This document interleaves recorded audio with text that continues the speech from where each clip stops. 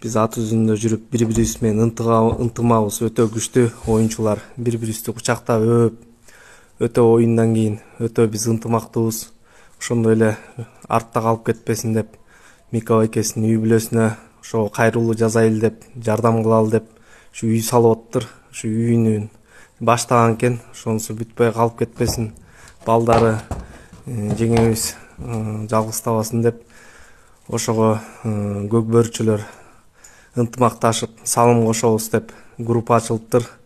Ошо жактан группадан Кыяз агабыз, Эрлан, анан Адилет ынтымактын жетекчи. Ошолор баштап беришти. 100 миңден 300 миң чыгарганда көзгө жаш айланып кетти. Негизи Кыргызда ушундай улакчылар калып кетебизби деп ушу ичибизден негизи көкбөр оюнун токтотуп койгон жакшы болду. Кудайым буйруса алдыда да жакшы күндөр.